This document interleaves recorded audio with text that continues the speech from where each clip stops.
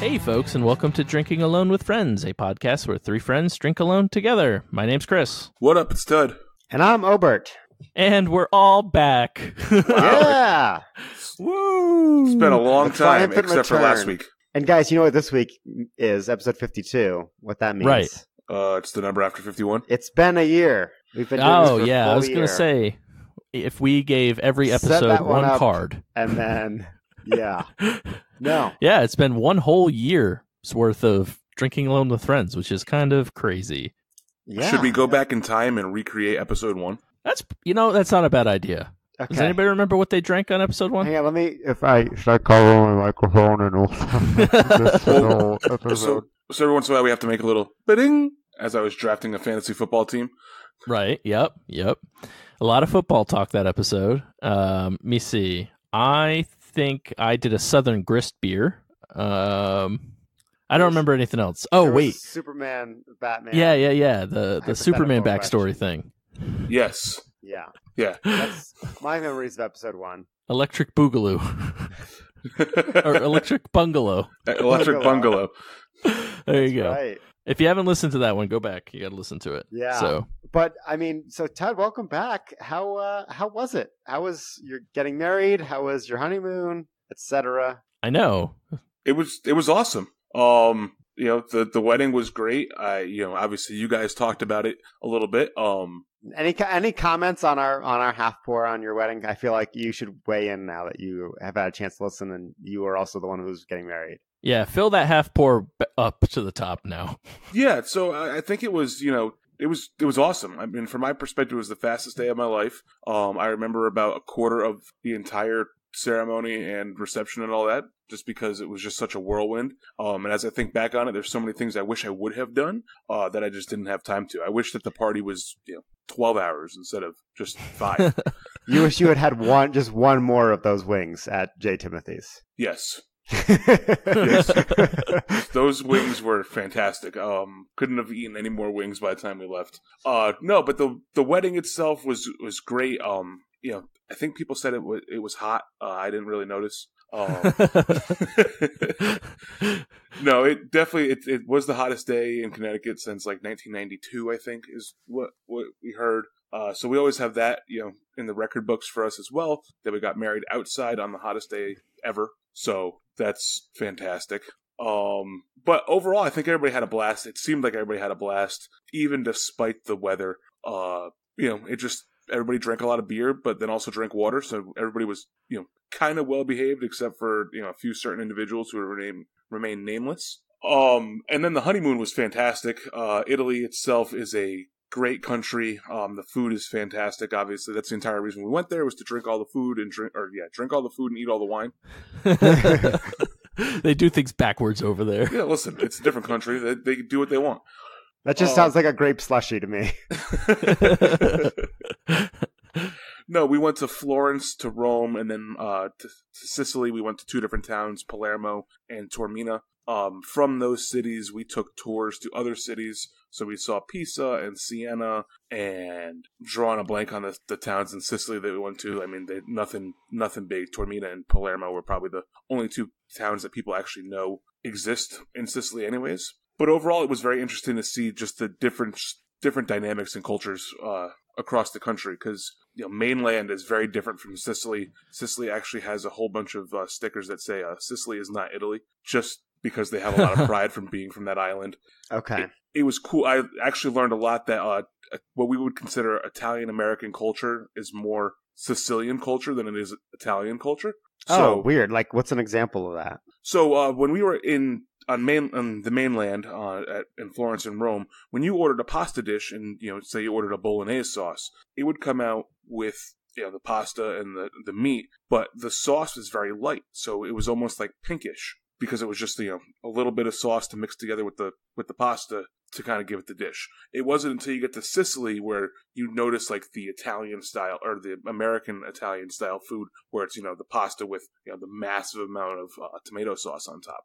Same thing with the pizza. The pizza on mainland Italy is very different from the pizza in Sicily. Pizza in Sicily is like the pizza that we would eat here, like the Frank Pepe's style pizza. Meanwhile, on mainland, it's a little bit thicker. It's a little bit less crunchy.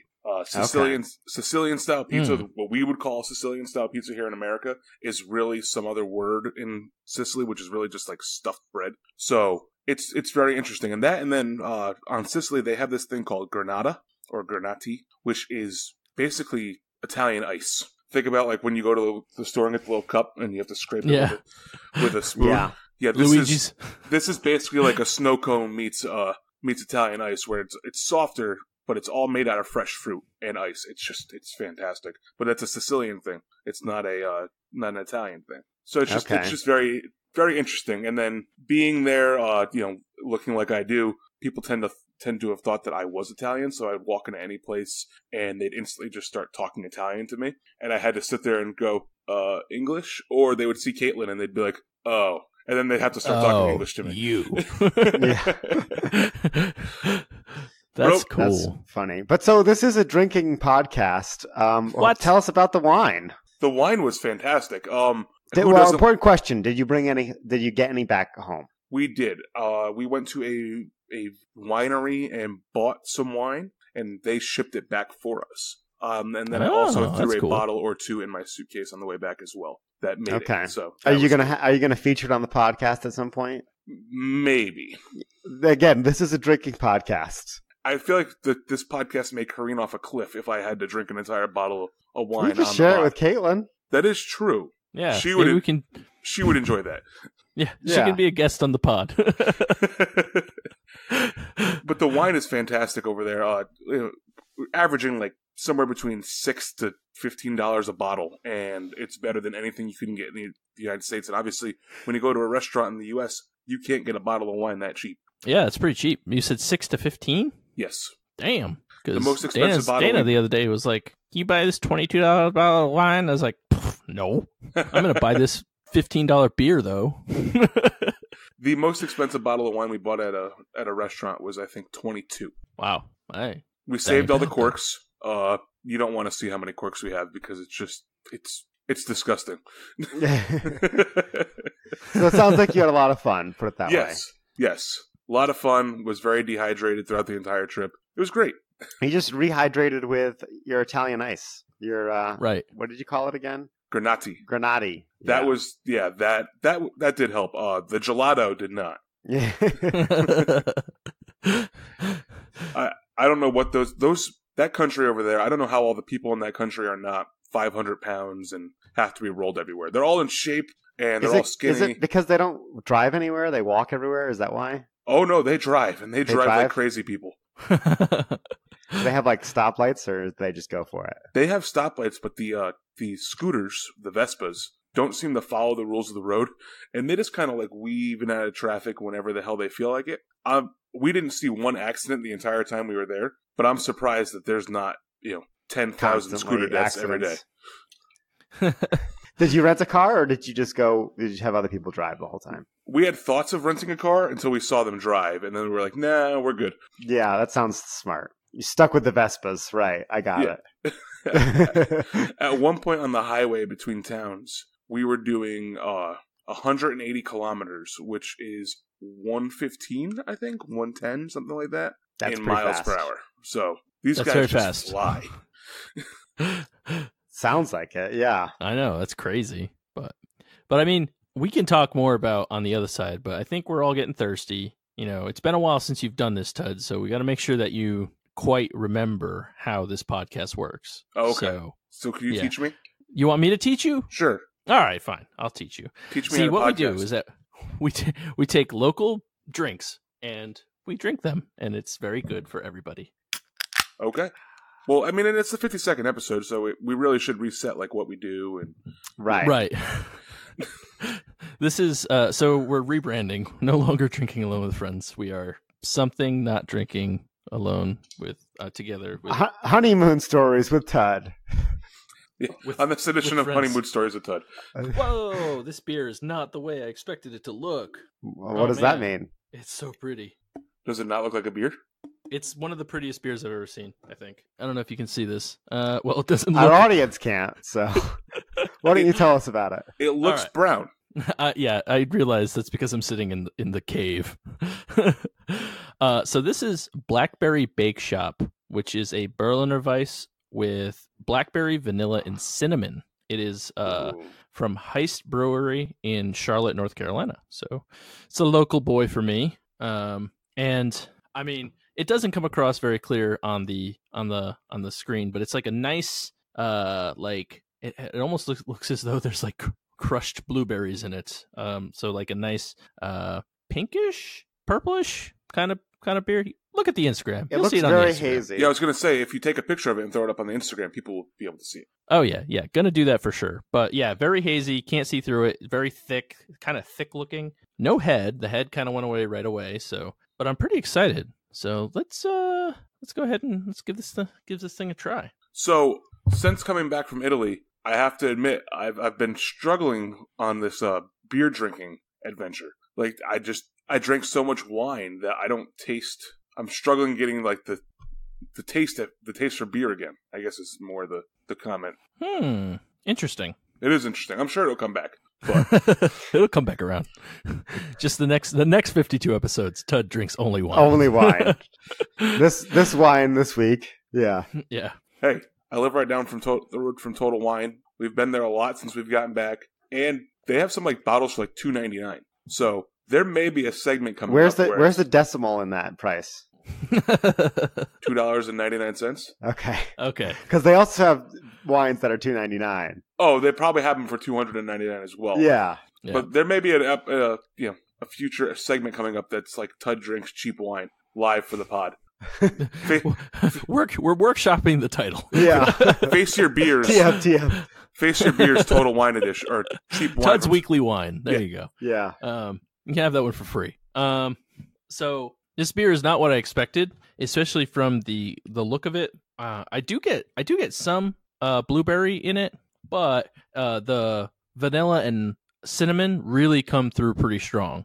It almost kind of like, I don't know, just overpowers the blueberry, which is, I think, hard to do sometimes. Yeah, especially considering how it looks like a purple beer. I know. I'm very, very surprised. That is interesting. So how sweet is it? How sweet it is to be loved by you. There you go. It's starts off, hits you pretty good with some sour right up front, and then the vanilla and I assume the blueberry and it takes over and kind of sweetens out towards the end. So it doesn't like stay sour, but it does hit you pretty good up front with like a nice hit of sour. It's not crazy sweet, but it definitely starts sour and tails off. And remind me again, this is a Weiss beer, correct? Yeah, a Berliner Weiss, yes. So it's very interesting. Just a lot of stuff going on. It sounds like it, yeah, and it sounds like not your typical Berliner Weiss. No, I've had a lot of like fruit sours that have had lactose in them, but I don't know, I think the cinnamon's really kind of throwing me off a little bit. Not a bad beer by any means, but just I think it's throwing me off a smidge. I think without the cinnamon, it probably would have been a better beer, in my opinion, which means literally nothing. So, hey, I mean, it's your podcast. We can. Your opinion's valuable here. I guess we trust it a lot. True. Yeah. So, with all that being said, what would you rate it? Yeah, I'm gonna give this one more sip for just to make sure. Yep. And don't want to rate it prematurely. I definitely fucked that one up. It's Blackberry Bake Shop. Whoopsies. Oh well. Yeah, we'll figure it out. I'll just record Blackberry and dub it over. Blackberry Bake Shop. Anyways, I would give this beer a 3 1/4. It's not a bad beer. I probably wouldn't get it again, but it is very interesting. I think without the cinnamon, I would have been way more into it. So, and if you had to take a guess, what does the Untapped universe rate this as? I'm gonna guess 3.76. Close, but no cigar. 3.87. Oh wow. Okay. Yeah, I figured it looks like it would be something that people would like. I don't know. The can just has a nice polished look to it. It looks as though they put it out a lot, so I assume that they. What do you mean polished look? What does the can look like? I don't know. It kind of looks well put together and like. It's got like blackberry jam dripping down the front of it, and right, looks very tasty. Yeah. Yeah. So I assumed that it was like maybe one of their flagships or something like that, but I don't know. I haven't been to Heist yet. Heist, I'm coming for you. But hey, maybe for an interview. Hey, yeah. Maybe. Hit us up. But so Tud, that's kind of how it's done around here. Okay. Yeah. Okay. Do you think you can handle it? Yeah, let me take a stab at it. All right. All right, what wine do you have for us this week? Yeah, you're on watch. So, I actually did not bring a wine, which, hashtag party foul on my behalf, I guess. I'm actually drinking a whiskey this week called Blackened, which is a blend of straight whiskeys finished in blackberry brandy casks. Ooh. This is an interesting whiskey because what they do is they put the whiskey, in this case, in brandy casks, and then they put it in a warehouse, and then they blast Metallica in the warehouse to help age the whiskey. Hence the name Blackened, which is, obviously the name of a Metallica song. Yeah, right. So that's awesome. Yeah, so this is a whiskey done in collaboration with the band. Could you imagine living next door to that distillery, by the way? Just hearing Metallica 24/7, 365, just blasting away. That's awesome. It's such a weird concept. I've been poking around on their website trying to figure out if you can find out like what songs they played. And hang on, I might have just found it. Batch playlists. Each batch of Blackened has a unique playlist that was used to sonically enhance the whiskey during finishing. As the well-aged whiskey rests in the finishing barrels, the music is played to the barrel, causing the whiskey inside to move and interact with the wood. The movement of the whiskey and the amount of interaction depends on the song being played, so the variation of the music creates a slight nuance from one batch to the next. Throughout this process, the distiller tests the whiskey to determine the optimal color and flavor of each batch. So, for this one, I am drinking batch 91, which the playlist for it, just gotta scroll down 91 batches, hang on one second. The playlist was arranged by Lars of Metallica, and the songs that were played were Creeping Death, The God That Failed, Bleeding Me, Sabracadabra, Master of Puppets, Until It Sleeps, The Judas Kiss, and Sweet Amber. It's a pretty good playlist. Yeah, no, not bad. So this picked by Lars himself too. I know, picked right? by Lars himself. Yep. So let's taste it and see how it comes out. Obviously, as we all know, I'm drinking it with a few ice cubes just to get it a little cold because that's how I prefer my whiskey. Yeah, that's like an absolutely buck wild way to make whiskey. It's definitely one of the most creative ways I've heard of distilling alcohol. I know, it's awesome. And like they must be licensed. We'll figure out in a second, but they must be like in partnership with Metallica. That's what he said. Yeah. Oh, did he? Oh, that. I missed that part. Yeah. Sorry. Yeah. See, I feel like you need a lesson on how to do this review.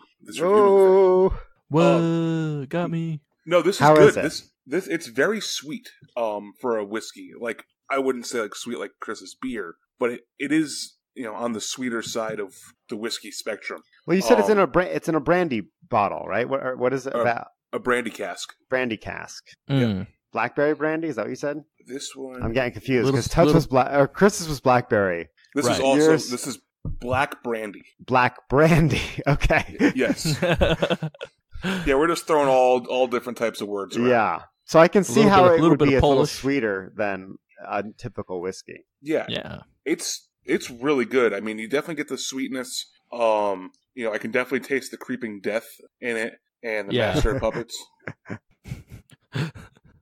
No, but overall, definitely, I mean, it tastes like a whiskey, but it tastes like a unique, you can tell something funky happened to this whiskey. It just tastes not like anything I've had. I definitely recommend people go out and buy it. Obviously, you'll have to find a different batch. There appears to be over 100 different types of batches. So go out to your nearest store and buy one. But overall, a lot of oaky flavors. You definitely get a little bit of a brandy flavor. I'm assuming that the sweetness is probably the black brandy versus regular brandy. I don't really know. I'm not a brandy drinker. But overall, I like it. I would probably give this probably a 4.0. I think that, part of what intrigues me about it is the fact that it is in partnership with Metallica, and I can go on here and click the Spotify link and listen to the playlist that my whiskey was aged in while I'm drinking the whiskey. That's awesome. That is pretty sweet. Yeah. So while you do that royalty free in the background, why don't I move on to my beer? Sure. So this week on the podcast, I have the Spreacher IPA, Spreacher India Pale Ale. I don't know if you've heard of these guys before. I think they've been around for a long time. I know they've been around for a long time. They are from Glendale, Wisconsin. Never heard of to share a little bit about the brewery. Randy Spreacher was a former Pabst Brewing Company brewing supervisor. He founded Spreacher Brewing Company in Milwaukee in 1985 with an emphasis on German-style beers, which continues to this day. They like to brew Maybachs, Oktoberfest, Hefeweiss, Schwarz beers, that kind of stuff. They've since moved, in 94, they moved to Glendale, Wisconsin, and they've established themselves as significant contributors to the city of Milwaukee's impressive brewing tradition, which reaches far beyond the presence of the current mega brewery that's based in the city.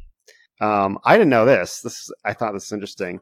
That in the late 19th century, where is it? Were they referring to Milwaukee's best there, by the way?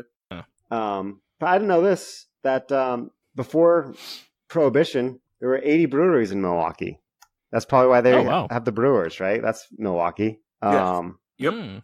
Oh, by the way, the major brewing company that's based in Milwaukee is Miller. Okay. Yeah. That makes sense. I don't know why I didn't think of that. But yeah, so with all that being said, cheers. Here's some Spreacher IPA. Looks dark. Yeah. Yeah, no, it is definitely a darker IPA. But I can see your face through it too. Yeah, it's filtered. I mean, it's not cloudy, but it's definitely more of an amber colored IPA than what I typically drink. This is definitely more malt forward IPA than I normally have. I guess that kind of makes sense though, because you said that they did a lot of the more European styles, and what was it, German style you said? Yeah, they do a lot of German style beers. But to be honest, this one's not really doing it for me. I don't know. It's just as a basic IPA, this is a little too malty. This is very standard basic IPA is what I would say. Which I mean, if you're going to call your beer either India Pale Ale, I mean, that's what more do you expect, right? Hashtag basic ale. Yeah. I'm reading here that this is double dry hopped with it doesn't say which specifically. It just says it's brewed with Cascade, Chinook, and Centennial. So you could see, yeah, that's again very typical IPA hops. But yeah, I'm gonna give this one a 3. It didn't do it for me. Nothing to knock it down into 2 territory. But this is just an okay IPA. Would you drink it again?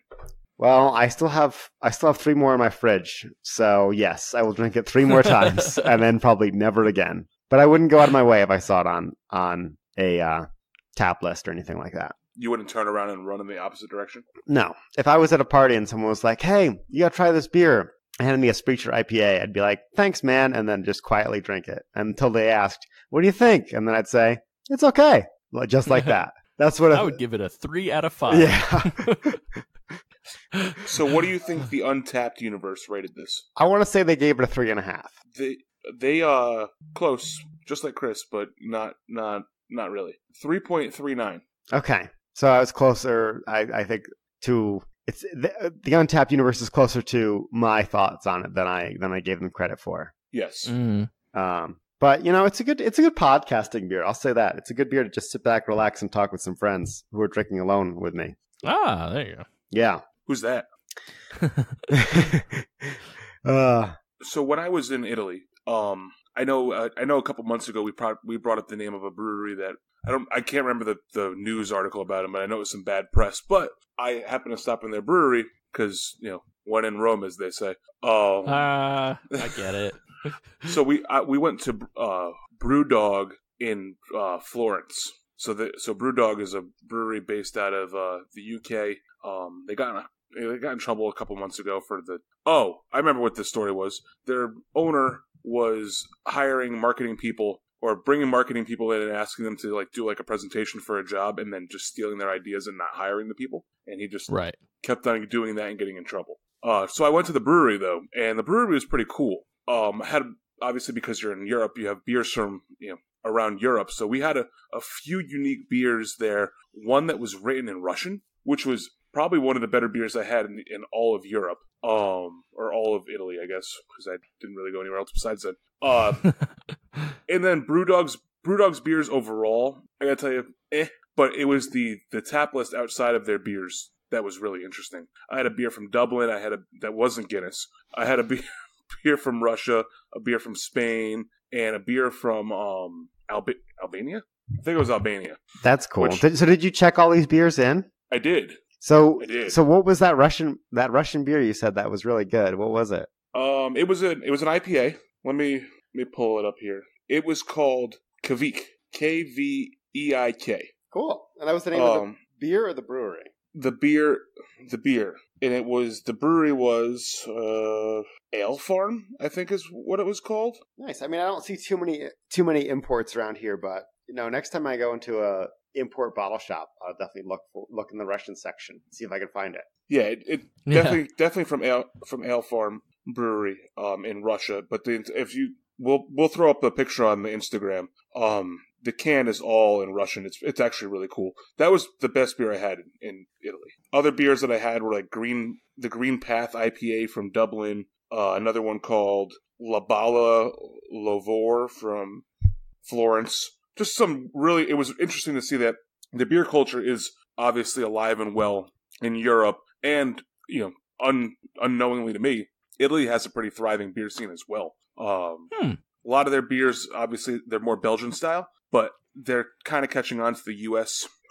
Trends. And so you start to see them try to do like hazy IPAs or really, really fruit-forward sours. It's interesting. That was one interesting thing I had to take away with your interview with Brewery Legitimus was how he was saying how over in Belgium they're taking a lot of American influences now and doing a lot of the new hops, which I thought was really cool. So it sounds like that's making its way down to Italy too. Yeah, and that name of that beer, that Kveik, that was the name of the yeast that was used in the beer. So it was just interesting.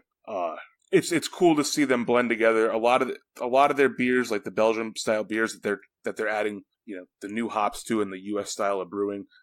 You get a lot of interesting flavors that pop out. So just thought I'd share that tidbit with you guys too. Well, I want to ask about a couple other Italian drinks, and just real quick, we go through the list here. So did you have any Peronis?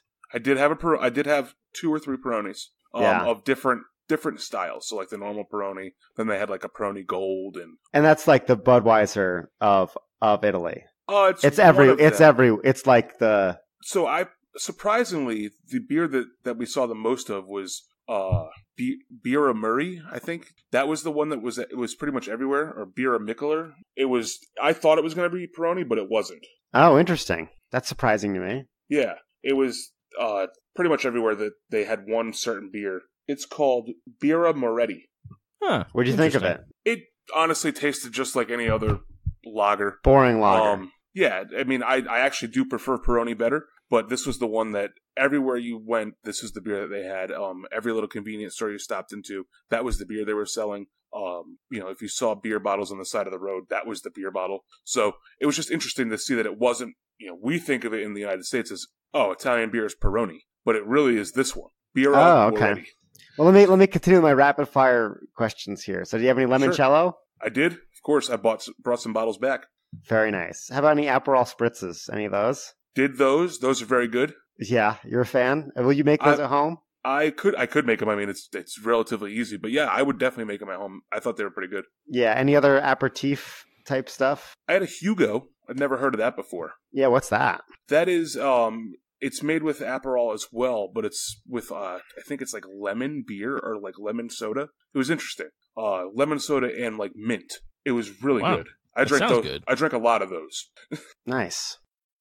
Yeah, no, that's pretty much it for my lightning round questions. Yeah, and then I drank a lot of Chianti and a lot of Nero Diavola wine, and not a lot of white. I mean, white's not really an Italian thing. It is in Sicily, but it's not really anywhere else. And by that point, when we got to Sicily, I was already adjusted to the red wine. I was like, I'm just going hard in the paint on this red wine all the time.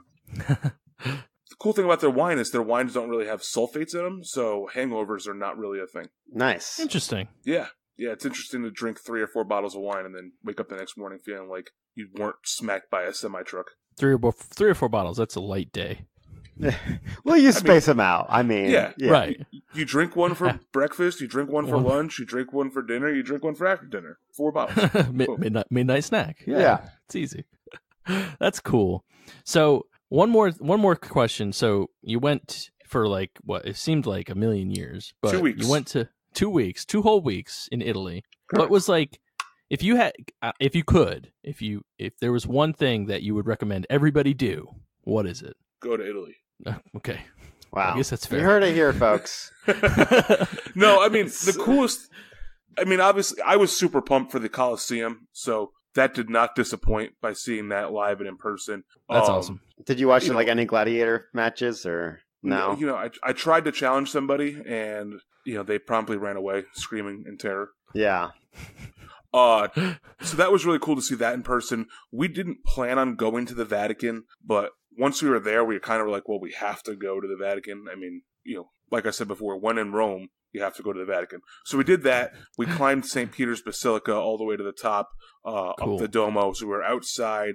We got to see the whole entire city of Rome from a really unique vantage point. You know, I go into a lot of the small towns. Siena and Lucca are two towns in particular that stick out to me. Siena was just fantastic. It's just really cool. I would recommend people go to Sicily too.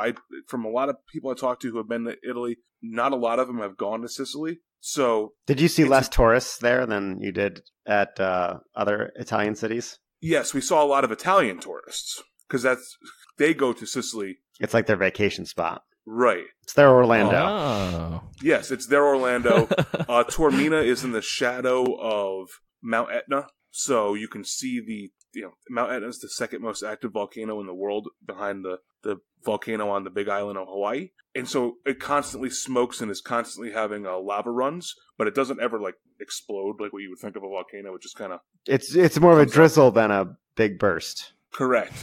So it's just really cool to see that in the background as it overlooks the Mediterranean Sea. I think under the radar, go to Sicily. And I know that that's kind of a very broad thing, but Palermo is considered the cultural capital of Italy. It's where they claim that Italian was first invented and spoken. Is Palermo on Sicily?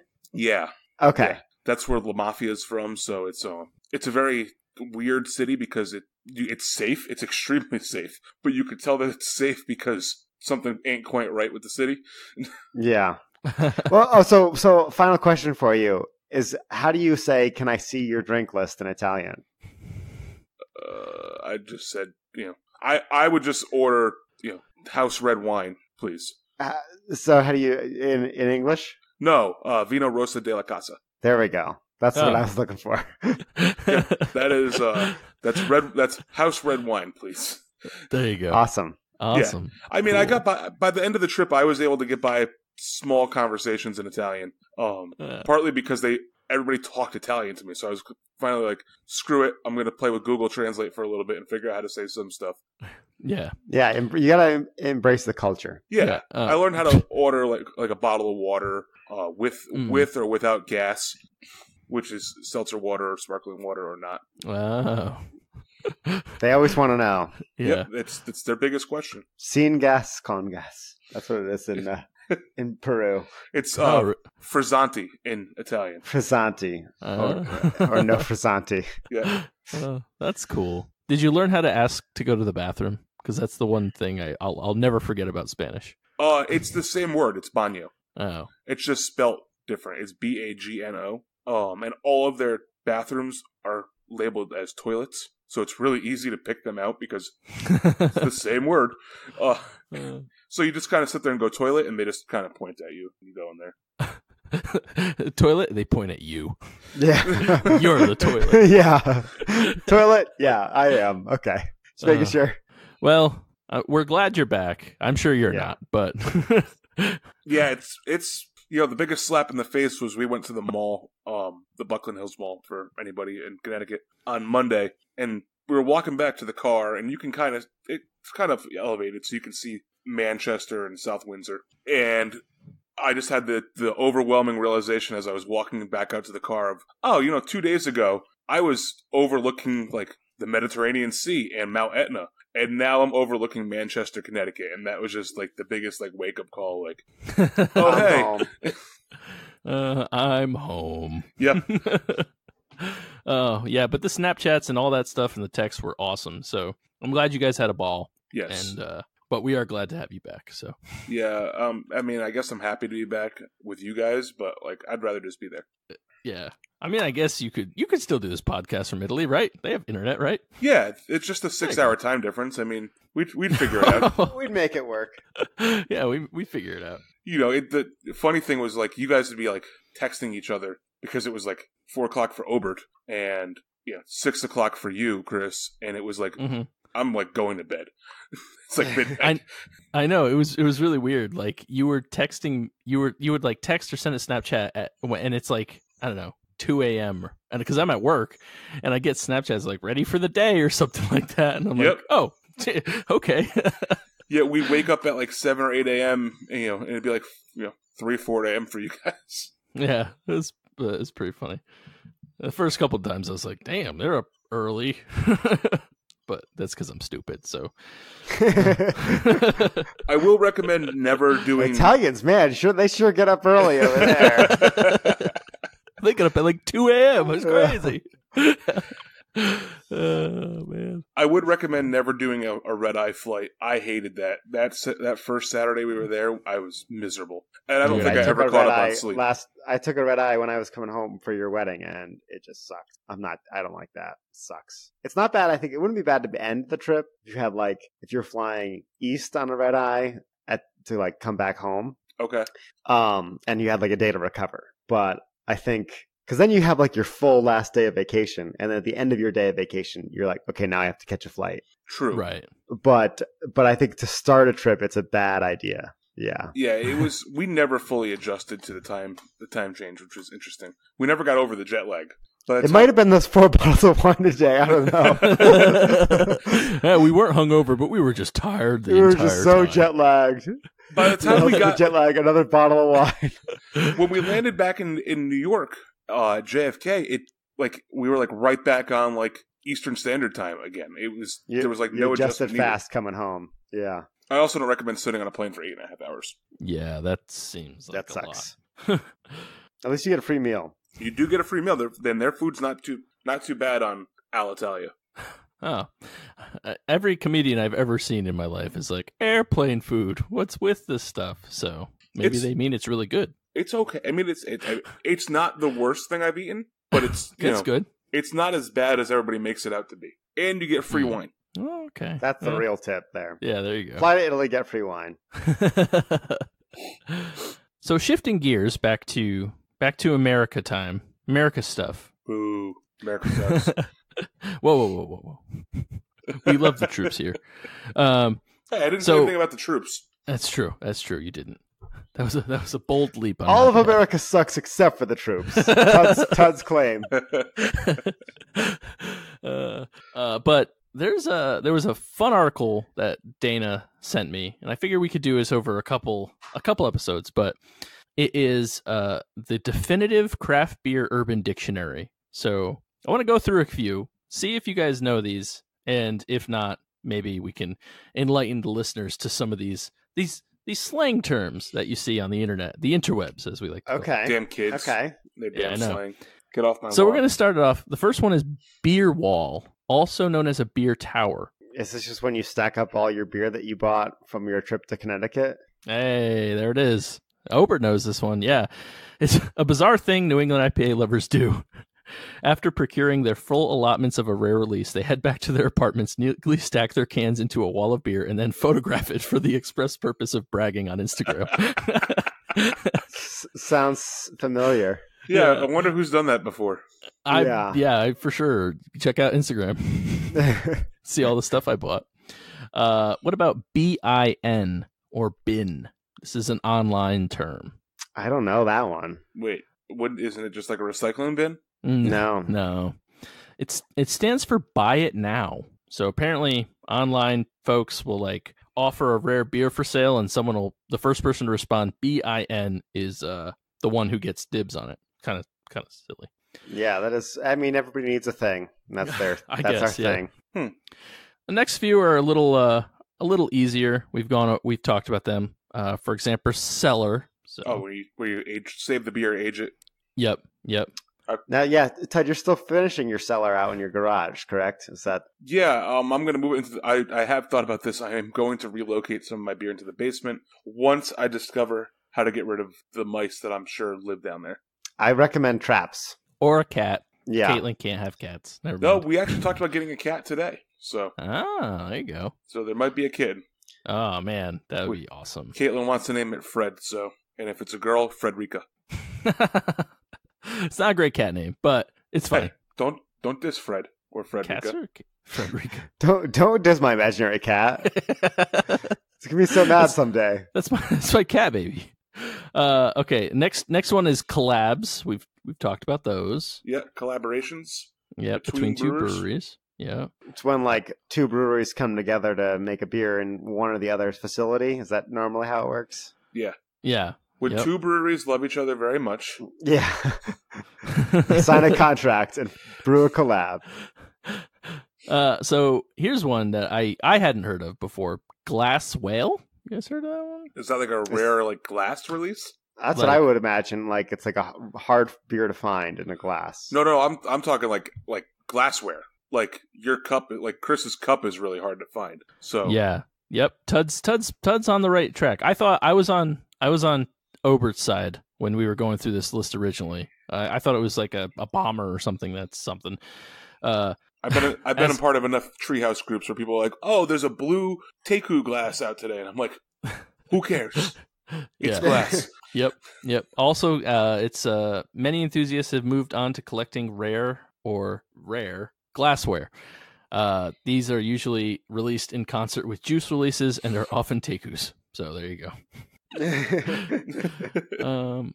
Here's a good one. HazeBoyz. IPA fans. Yeah, people who are just in it for the haze. Yep, there you go. A breed of beer fan, usually in his 20s, who strictly buys, trades, and drinks New England IPAs.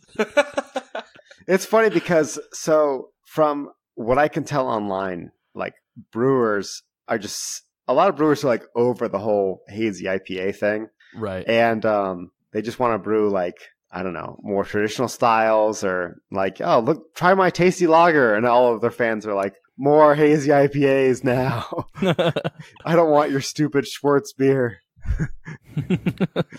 It is funny. So good. Like, yeah, I mean, like, I don't say I'm not a strict haze boy, but I do enjoy myself some haze. So. Oh, yeah. You're definitely a haze boy. I think we all fall into that description. No, because these are like strictly New England IPAs, you know? I don't know. Maybe not. Who cares? But whatever. Yeah, I mean, it's sometimes we all want to embrace our inner haze boy. Yeah, that's true. Yes. Yeah. Although none of us did tonight. Yeah, it is true. No, that's very true. I've been, after being called out by Jenna, I'm going to try and bring a little bit different. Gentlemen, I have to let you know, I am a haze man. I have graduated. I am a hazeman. I'll be bringing hazeman beers from now henceforth. I'm a hazeman. Yep. I think I have a few more Trillium beers to drink on this podcast. So. Oh, great. Awesome. The fall of Trillium. So last one we'll do today is a shelf turd. Do you guys know what that is? I can imagine what that one is. What do you think it is, Ted? I'm going to say, is it a beer that you keep on the shelf because it's just awful? Maybe? Obert? Yeah, that's exactly what I think. I think that's the Wasatch pumpkin 6-pack I still have in my fridge from episode whatever single digits when we started this podcast. I still have the rest of the 6-pack. It's just a shelf turd sitting there waiting to be drank. You should just make chili. So pour it in there. So that was my guess too. Was like just a crap beer that sits on the shelf, but actually it's more of I consider it a shelfie myself. But it's a less than rare beer that is usually available on the shelves at a store anytime you visit. Often they're a beer that was once highly coveted that is regularly available now. So Sip of Sunshine. Precisely. That's the one that came to mind. So it's not necessarily a bad beer. It's just no longer new and hot and, you know. See, I think of a shelfie as when you take a picture with your face next to the shelf you just built. Oh, no. Yeah. You're just like, oh, time for my shelfie. Oh, maybe I've been using that wrong. Yeah. Do you have a list of carpentry slang terms? Oh, yeah. We'll get to those next week. We'll save it for my end table bros. There you go. So does Bud Light count as a shelf turd? I would assume so. I mean, see, I the way I heard it, I interpreted it as like it's still good beer that was hard to find, and now it's everywhere. I mean, there was a time where Bud Light was like the best thing you could buy, but it was never hard to find. Right? Well, yeah. During the 30s, it was hard to find. End of the 20s. It didn't exist then. Bud Light was an empty Budweiser glass. That's a light Bud. There you go. There you go. Okay, so with that, I think it's time for everybody's favorite segment. Our 3 handles on our Frosty Mug of Wisdom, where we share things from our lives that make them better. Tud, you've skipped out on the last few Frosty Mugs. Why don't we start by filling it up with your wisdom this week? Sure. I have so many things to discuss. Let me go first. Italy. No. Yeah. Handle number 1, Italy. Go do that. No, you know what? I think we talked a lot about Italy today, so I'm going to hang on to some of my Italian ones for future podcasts. Today, I am going to... This is timely, so I'll do this one so it doesn't expire on me. Effective on August 7th, so as of... When you guys are hearing this, it'll be August 29th. So as of a few weeks ago, a certain band that has avoided being on any streaming platform released all their songs on into the streaming universe, and that band is Tool. They're coming out, actually, when you guys listen to this podcast tomorrow, they're coming out with a new album. Tomorrow meaning August 30th. Meaning August 30th. They are releasing a new album, their first album in 15 years. So in order to prep for that, and obviously given today's day and age in music, they released all of their albums onto Spotify, Apple Music, and all the other streaming platforms. And this is what you have blasting in your garage to sonically enhance your whiskey? Right, yeah. Okay. Yes, correct. But yeah, so Tool is now out on Spotify. So anybody who's a Spotify subscriber or an Apple Music subscriber or whatever, I happen to be a Spotify subscriber, go on there. You can listen to all of Tool now. It's, I don't think I ever realized how good Tool was until I listened to all their albums. They're really good. So check that out. Tool, streaming, music near you. Nice. Cool. Yeah, I was never really the biggest Tool fan, but maybe I'll look them up. Now that I can have access to them, potentially. This is where you hand it off to somebody, Ted. Yeah, I know. I'm debating who do I hand it off to. Obert, you look like you're ready to go. So I do have some wisdom to impart upon the mug today. Wisdomy wisdom. Wisdomy wisdom.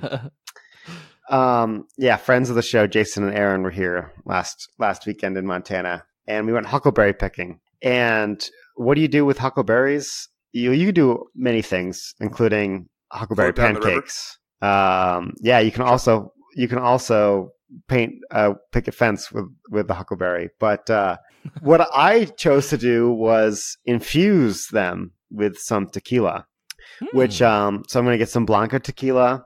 I have a container picked out. I'm just going to age them for what I've heard is you want to do it from like 2 to 4 weeks, and just after 2 weeks, just taste it every day or so, every 3 days. It's really simple. You can either put them in straight, or you can muddle them and mash them up and Do they not turn filter rotten? it in. No, I mean, well, the alcohol will kill anything that would ferment, that would otherwise make the fruit go bad. Mm. So you could so in theory, the huckleberry could stay in the tequila forever. Yeah. Mm-hmm. Okay. Yeah, and people do huckleberry vodka as well. I think vodka makes a better base because there's not when you have vodka, it's usually very clean. You don't have a lot of other flavors. Right. But I wanted to do something a little more complex, so I'm going to go with a Blanco tequila as my base. But Now, could you also age it in the fridge too, or on the counter? You want to do it on the counter. I think you want at room temperature that diffusion of flavor is going to happen a little faster. I think if it's chilled, you won't get that same chemical reaction. So I'll have to at some point bring this onto the pod. But my advice to everybody, and I'll put a link for how to do it into the show notes, is to make a diffusion. I mean, you could also do something with you could do like a mint simple syrup where you do, and this is one that you would want to probably do in the fridge. You'd want to do with water, sugar, and just some mint leaves, and you could just leave that in the fridge for a month or so, and use that with like a tasty mojito like I had on the show the other day, or any other drink where you would add simple syrup and you might want that little mint flavor. It just adds it's like brings your drinks up to the next level, So Nice. So that's my wisdom for this week. If you listeners do decide to infuse something, we'd love to hear about it. Let us know. dawfpodcast@gmail.com. My brother used to diffuse Skittles into vodka. Yeah, that sounds like a good infusion. Yeah, some vodka Skittle flavors. You do with Sour Patch Kids. That sounds good. Yeah. All right, so Chris, let me hand it off to you. What do you got? So this week I want to, I'm calling a quick audible right now because I had something planned. Save it for next week, but it's our 52nd episode. It's 1 year. So I want to bestow upon everybody one thing that we've started doing, a new tradition in this household, which makes every week a good week. And that is... I know what this is, and I could tell you this is definitely great for our 1 year anniversary here. Our 1 year anniversary deserves this handle, and that is Steak Sunday. Sunday. I like it. Steak Sunday. Because, you go to work the next day, Monday, and you can tell everybody about the great steak you had. So we've been doing it for probably close to 2 months now. And it started off kind of low key, but now we've been branching out, and and anybody that you hear Steak Sunday, and you're like, damn, that's a good idea, because it's a good idea. And yeah, we go out, and all we do is go to like a local butcher shop, or hell, you can go to a Stop and Shop or Food Lion or whatever the hell, and get a nice steak, preferably one that you can grill, because I'm kind of a master griller now. So, and you also live in a place where it never gets so cold you can't grill. Also true. Yes. Steak Sunday can be pretty much year round, which is awesome. And throw some steaks on, season them up, throw some steaks on. We like to chop up some fresh veggies and grill those up as well. That sounds good. Oh yeah, it's really good. So it's definitely the best part of my Sundays is Steak Sunday. And for those pulling back the curtain, we record on Sundays. So yeah, I was gonna say, like, what the hell, dude? Hey, listen. Well, you know what I like about Steak Sunday is it gives you something to look forward to 6 days a week. Like every single day, it's either Steak Sunday or it's gonna be Steak Sunday, and you're like, I know what I'm eating on Sunday, and it's gonna be steak, and it's gonna be delicious. So, have you branched out into different steak cuts yet? What are you doing? So it's tough because I'm so steak illiterate right now. Like, I'm just learning about the world of steak. Your dad doesn't listen to this podcast, does he? He might, but Dad, write in. What kind of steak should I get? Yeah. You don't cook it to be dead anymore, too, right? Like No, I don't. I've gotten really good at. I've learned the layout of the grill because my grill is very uneven. Oh, so this is like a hot part and a not hot part. Right. So I like mine like medium well, like Ugh. a little bit of pink is fine. Ugh. And Dana likes hers like rare medium. Medium rare, some might say. No. More rare than medium. That's why. yeah, aka medium rare. No, rare medium. And so I can line them up in a way where my steak's over the hotter part. So I could cook them for the same amount of time and they'll be perfectly done. It's amazing. I still can't get over rare medium. Well, and the fact that, like, once he told him, he was like, no, you guys are wrong. I know what I'm saying. Medium. It's halfway. It's not rare. It's not medium. It's halfway between. It's a rare medium. Well, I like to say that hers is a little bit more rare than it is medium, so it's rare medium. Wait, so in your mind, okay, let's say, okay, it's raw is at the bottom, and then it goes rare, and then it goes rare medium, then medium rare, and then medium. Is that what you're saying? Yes. Okay, I get it now. Okay. I'm not saying medium rare isn't a thing. Okay. It's just not how he cooks it. Yeah. But back to your original question. Today we had some, like, I think it was New York strip steak, which was really good. We've done T-bones. We've done some sirloins. We've done, I don't know, we've kind of branch out, try a new thing every week or so. And it's pretty awesome. I can't wait till football starts, because then it's going to be Steak Sunday and Football Sunday, and it's going to be amazing. So that sounds like but there you go. That's a good handle. That sounds like a good handle. If you haven't done it yet, start it, and then start tagging us on Instagram with those hashtag Steak Sunday pictures. Hashtag I want to see this. I want to see this take off. Hashtag Untapped. Let's get on this. At DAWF At Podcast. DAWF Podcast. Yeah. Please tag us in all your Steak Sunday pictures. I feel like Steak Sunday may catch on quicker than hashtag Untapped. Let's get on this. We can tie them together. That's our. I think that's our official, unofficial hashtag. Yeah. Well, I've been seeing LeBron James doing Taco Tuesday. I think this could be bigger than Taco Tuesday. Oh, for sure. Without LeBron James. So we, as you heard over the last few weeks, we kind of muddled through what we'd like to call an outro. Yeah. So do you want to show us a little bit how it's done, Tud? I think we all forgot. Hang on, gotta clean my throat. And so with that, we'd like to thank you all for listening.